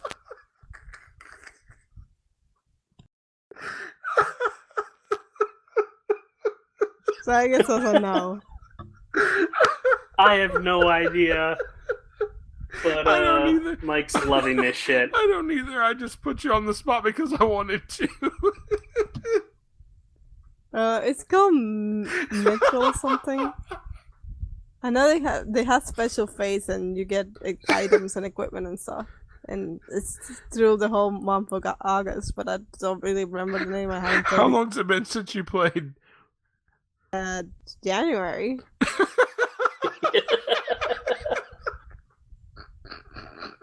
Sort of. Yeah, I played more recently than you guys. Oh no, it's. I've never played it, but it is sort of funny that our de facto expert is the only person who's played it and hasn't played it in most of a year. This is the quality we expect from our own podcast. Yeah, you can expect them not to be prepared for these things. And Mike, I think, is dying from laughing at his own joke. I wholeheartedly vote Carlie to be the host of the spin-off Final Fantasy XIV podcast if it ever gets off the ground for TLS. Every episode is actually going to be about Uncharted and Farscape and the last 2 seasons of Stargate SG-1. I actually haven't watched the last 2 seasons of Stargate SG-1. Even though they've got Claudia Black in them, I'm surprised. Well, I saw the first episode that she showed up in season 8 before she was added to the cast in 9 and 10. But that's the only episode. And I only watched it because it was on Sci-Fi. Just curious, Carlie, have you played Final Fantasy VII at all since you left off in the Mithril Mines last year? No, because I was using the one of those PS1 things that you can use on the on PC. Then it came out on the PS4, which I was gonna do a playthrough, but I haven't been able to do it in the summer. Now that we don't have Final Fantasy 15, I'm actually probably gonna start playing it. Sweet. You can join us in the retrospective. And I will point out yet again that Joe is even way behind from where I am, even though I get shit from everyone about it. He hasn't even gotten out of the senior building. Dang. Okay. Alright, sorry, Carlie.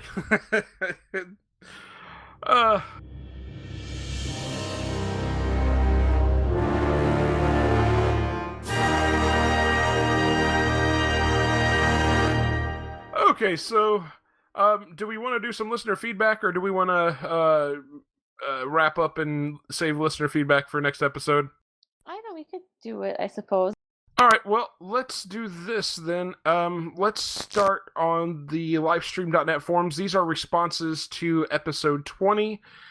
We'll start with this response from Flair, dated July 8th. Who wants to take this one? How about you, Lith? Hang on, give me a second. Okay. You gotta do something really funny because it's Flair.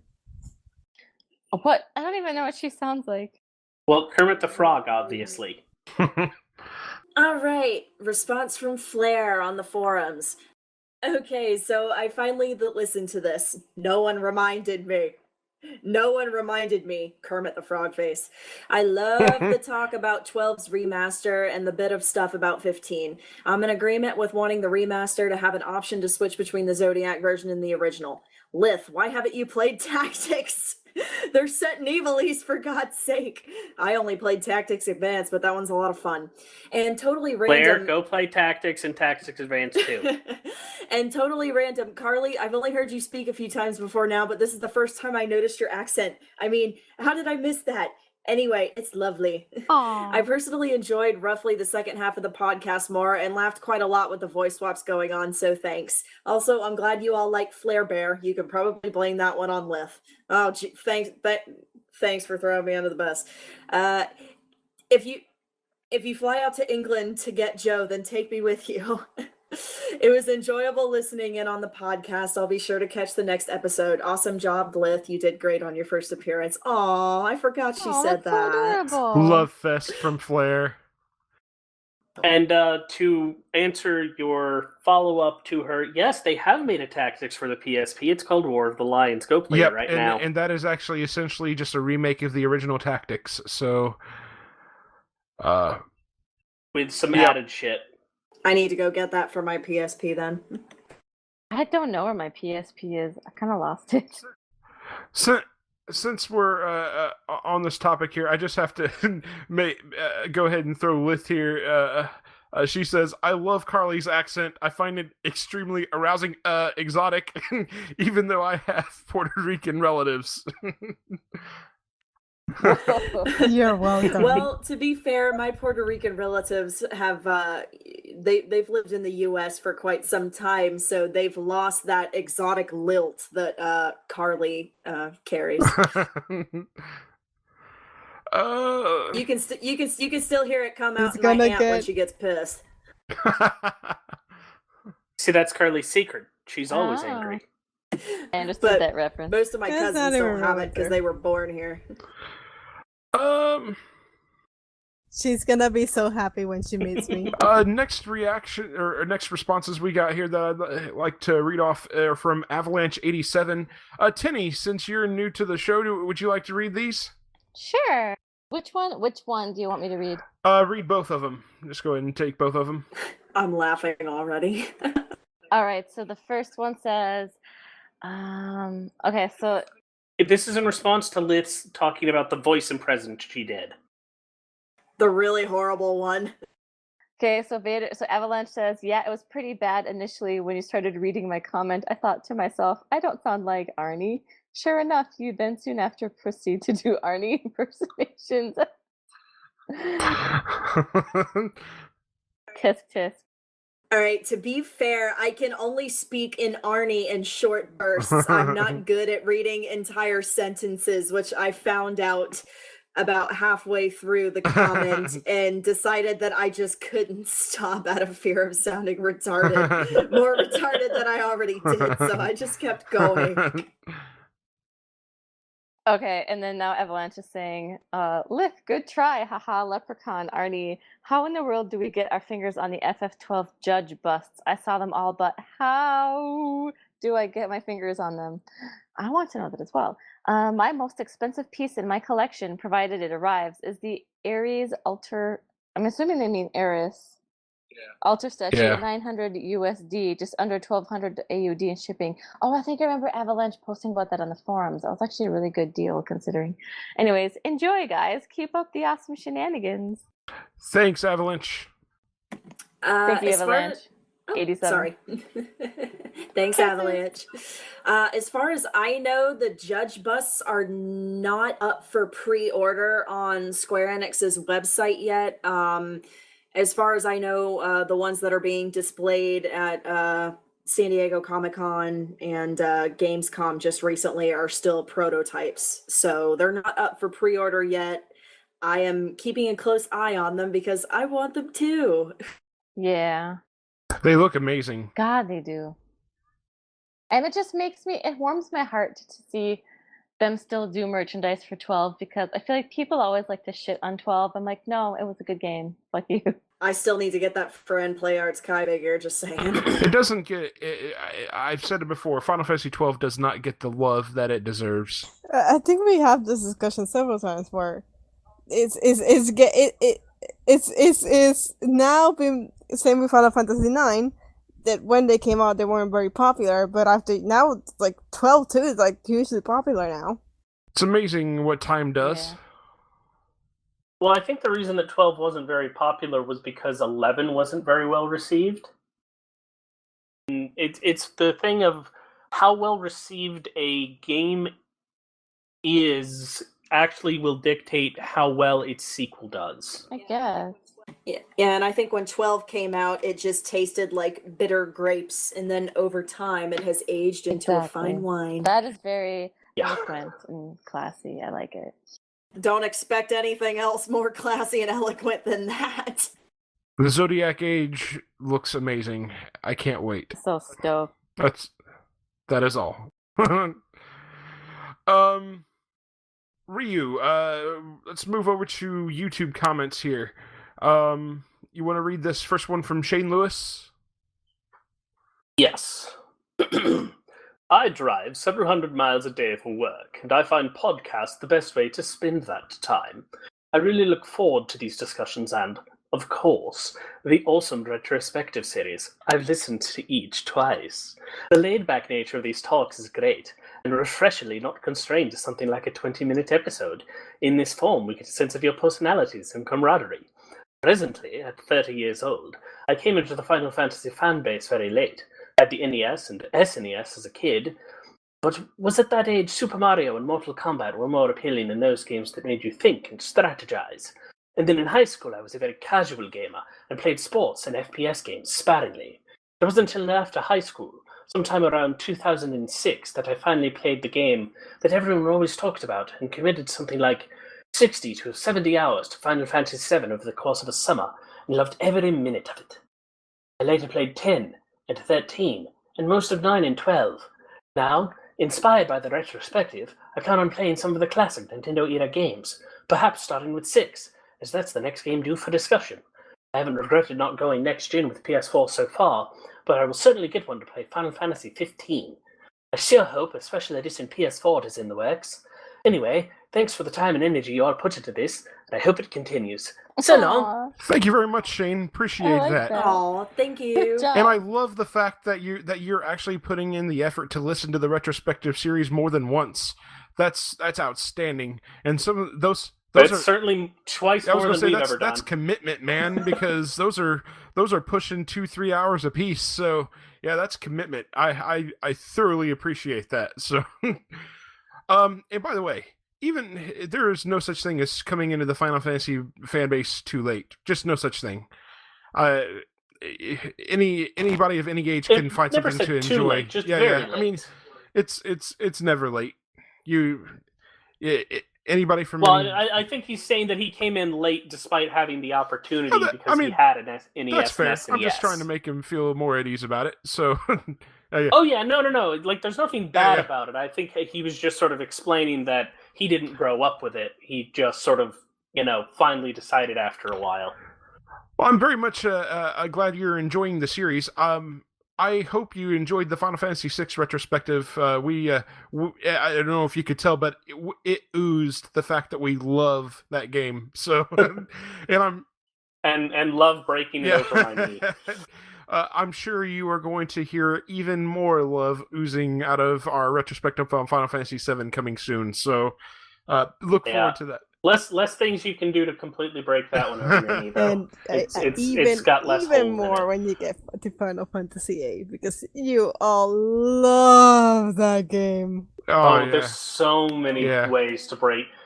There's less overt bugs and glitches, but there's stuff that's working as intended. That's just glorious exploits. By the way, just on a recommendation, Shane, if you haven't already, I know you were talking about possibly going back to the classic Nintendo era games. I mean, 6 is obviously an outstanding place to start. If you can get your hands on 4, that would be a really good place to start as well. 4 is a great place to start. It actually is a very good jumping on point for the active battle in general. Let me encourage you to, if you're going to play 4, to not start with the DS version of 4. Let me encourage... Yeah, the DS... I love the DS version. Don't start with the DS version. Start with the PSP totally. version. Next comment comes from... I'm not sure if it's how it's pronounced for sure. Taiga 738. Carlie, do you want to read this one? Sure. Taiga 730, what info books and interviews claim to be canon should take precedence over what does or doesn't make sense based on the original material itself. In this case, games. People thoughtlessly claim a connection that makes little to no sense and shouldn't be treated as canon. As such, the Final Fantasy VII Final Fantasy X connection isn't canon, but rather an offhand reference to another Final Fantasy game, taken way too far. People put way too much stock in info books too, I find. Most of us tend to just parrot information from other sources that may not as accurate or consistent as they're treated, such as perpetuating consistency errors or when written by people who had nothing to do with the original material, erroneous fan theories. You shouldn't apply double standards on how you treat the connections between Final Fantasy VII and Final Fantasy X, as opposed to Bravely Default's connection to Ivalice.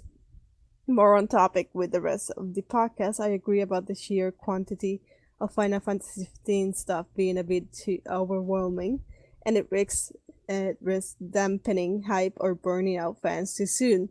I'm looking forward to the Final Fantasy XII remaster too.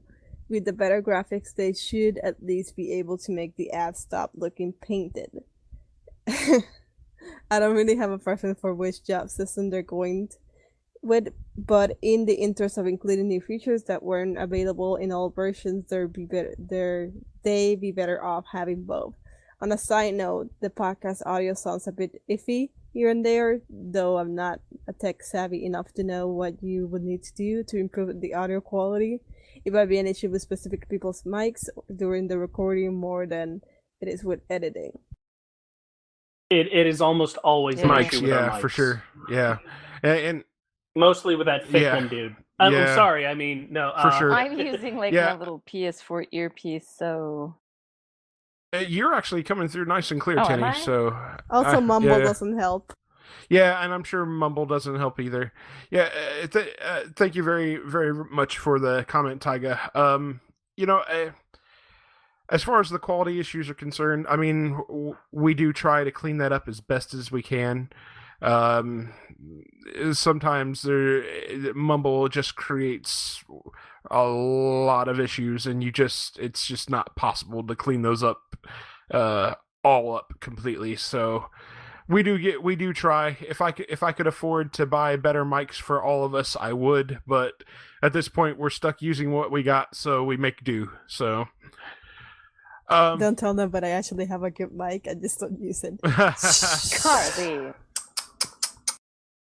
On the subject of the links, I don't know. I personally, I do think that the connection between 7 and 10 is a bit more concrete than the nods between Bravely Default and Ivalice, because we actually have a very concrete timeline of Ivalice, and Bravely Default only sort of vaguely references it. And like, we already know that the Final Fantasy series all takes place in a connected multiverse because of Gilgamesh. So why is it so bad that 10 and 7 take place in the same specific timeline? I mean, that's like getting upset that, well, granted, this one's an explicit sequel, that Final Fantasy Legend of the Crystals takes place on the same planet as Final Fantasy V. My only thing about that is that I personally feel like the connection between 10 and 7 was just kind of stupid. Like, I was like, it just really sounded very stream of consciousness, like, hey, this sounds cool. I'm not gonna give it any thought and just say what comes off the top of my head during the middle of this interview. And now it's like we're all supposed to take it as canon. But I mean, if it is, it is. If it's not, it's not. I guess it doesn't really have an impact on the stories, but I just think it's a little bit trite and kind of silly. So I'm not a fan. And yeah, agree. it has no more weight than Gilgamesh showing up everywhere. It's not supposed to be this huge ground-shaking connection. It just is. It's like Gilgamesh showing up in 8 and 12 and 13 and 15 and 17 and 82. Okay. Hut, I hut. I have always thought that, like, like the Lifestream and the Far Plane seem very similar to me. Because, like, I played 10 before I played 7. I remember when I played 7, I was like, oh, this sounds like the Far Plane, which I'm sure that, like, more hardcore fans would think that's blasphemy. I should be saying it the other way around. But, I thought that they did hold some similarities, No. but I thought, Final Fantasy, of course, are going to have some thematic elements, like they all have chocobos and moogles and stuff. But just the connection, and I kind of felt like they were trying a little too hard just for the sake of doing it. So I don't really know. I kind of take it with a grain of salt because I guess it doesn't really matter in the grand scheme of things. Totally agreed. I mean, to each their own. To each their own. I mean, yeah, no, like, as I said, it's not a big thing. It's not like the Evil East timeline where we actually know that, Final Fantasy 12 happens, and then Final Fantasy 12 Revenant Wings happen, then horrible stuff happens, and then 1,000 years later, War of the Roses, then 500 years, the opening sequence of Final Fantasy Tactics Advance, and then 30 years later, Final Fantasy Tactics Advance 2's opening sequence. It's not like that. Yeah. It's just a thing. That's true. Yeah. Right. Also, I completely forgot to mention the also disputed, Vagrant story, which a lot of people say isn't part of it. Vagrant story is, I mean, even crap, I forget his name. One of the developers who worked on Vagrant Story mentioned that the Evil East and Vagrant Story was just more of a fan service reference rather than a connection. But I mean, to each his own. If you want to think that a connection's there, go ahead. I mean, that's the beauty of these games. You can make up your own connection, make up your own canon if you don't like what's already there. The thing is, I have seen that interview, but there is actually a lot of more than just the name. There's a bunch of like thematic and background stuff that was thrown into the game that's like, if it's not supposed to be connected, then why the hell have you thrown this in? Headcanon is important to everyone. Yeah. Okay. That was all of the YouTube comments and Lifestream forum comments. So we do want to thank everyone for giving us some responses and some feedback here, and we obviously encourage you to continue to do so. We did get some iTunes reviews finally. After what seems like months and months of begging for additional iTunes reviews, I did come across some here. I'll go ahead and read through these real quick. From Interslicery, fun and entertaining. They have a good flow while speaking, lighthearted while also informative, and well edited. Solid recommend if you enjoy Final Fantasy. Oh, thank you, Interslicery. Yeah, absolutely. Next one we got is titled "An Hour or So of Greatness" by I believe it's Zadin is how that's pronounced. Zidane? Yeah. Is it the I would assume. Don, like... It's not spelled that way, Okay. but it could be. Yeah. He says, a great cast of characters who bring not only the latest Final Fantasy news, but also shares their opinions and insight on current Final Fantasy topics. Full of laughs and entertainment, the Lifestream Final Fantasy Podcast is definitely something you don't want to miss. Thank you very, very much for the kind remarks. Aw. Appreciate it. Yay. Thank you. Thank you. Next one is from someone we all know. Fun, notes Prince Lex. Interesting to listen to these perspectives on the games. Wow, Lex. What a really Such long and an eloquent outpouring. post We you all know made. Interslicery as well. He's a member of TLS. Yeah, for sure. Yeah. Don't forget shout out. Hey. The reason why I mentioned Lex, though, is because he's a regular co-host on the podcast. I So, yeah. That's kind of funny. So that is all of our feedback and iTunes reviews, and that leads me into the question for the listenership for this episode. How do you feel about Final Fantasy 15 being delayed? And how are you going to overreact? Well, About or how have you already overreacted to it is... Well, let's try not to get too... Let's not try to incite too much rage here. I'm not You're right. encouraging insight. Why is Final Fantasy 15 terrible now that it's been delayed? Why is Tabata the villain of all villains now? How is he kicking Yeah. your dog? Yeah. So yeah, we do want to hear from you. Send your questions and feedback to us at lifestreampod@gmail.com. You can also reply to the episode posts each week on the lifestream.net forums. Please leave us feedback on iTunes, and we will do our best to read your questions, comments, and feedback on the air. And after this 2.5-hour monstrosity, we'd like to thank you again for listening to the Lifestream Final Fantasy Podcast.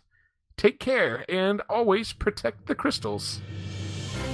Jason Tandro will be available in the next podcast as DLC. Yeah. Please send all hate. Sorry for the delay. Please send all hate mail to Jason We just Tandro, wanted please. to make sure that we had the best Jason Tandro that we could deliver. Shiny and best We had rendered. to polish him for 3 days. oh my. He has been 15 years in the TLS making. After We- Dark. Polishing We would have Jason recorded this Tandro. a few days ago, but we had a 3-day patch going on. Yeah. Polishing his rocks. Oh my. That's what he's off doing. Okay. Music featured on this podcast is courtesy of Incompetech.com.